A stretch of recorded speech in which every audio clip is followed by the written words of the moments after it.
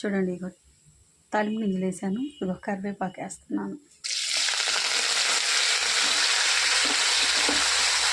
ఇది బాగా చిటపట వేగాలండి. బాగా కరివేపాకు కూడా వేగండి. తాలింపు గింజలు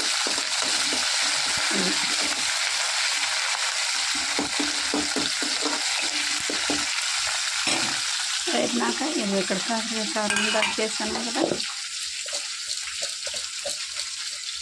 అది వేస్తాను.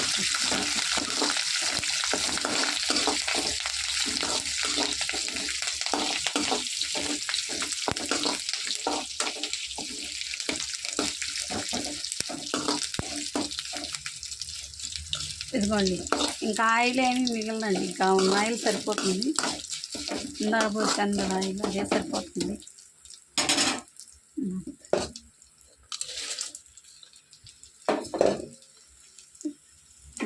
కలిపేసే తాలింపు గింజలన్నీ కూడాను కలుస్తాయి బాగుంటాయి.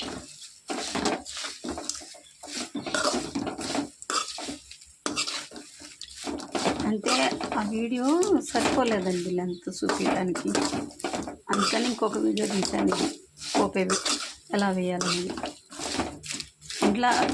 ఇట్లా వేసిన తర్వాత కొంచెం సేపు ఇంకా వదిలేయాలి. ఇది ఇలా వదిలేస్తే ఆరిపోయి మొత్తం అది తింటారు, క్రిస్పీ అంటారు కదా, కరకర, నాకు తెలిసి కరకరలాడతాయి ముక్కలు.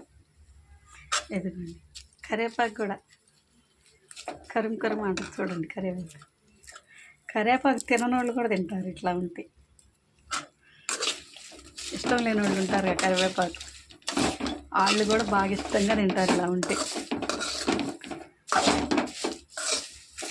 ఇది కాకరకాయ కారం.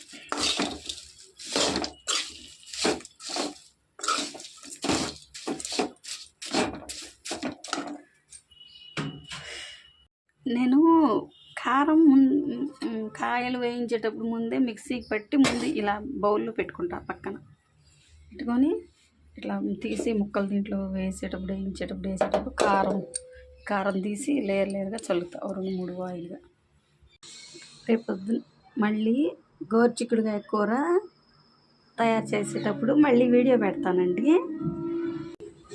కూరలు చేయటానికి వీడియో లెంత్ సరిపోవట్లేదండి, అందుకని ఇంక 2 వీడియోలుగా చేసి పెడుతున్నాను. ఫ్రెండ్స్ ఏమనుకోవద్దు. గోరుచిక్కుడుకాయ చేస్తాను, మళ్ళీ ఒక వీడియో పెడతాను మీకు. బాయ్.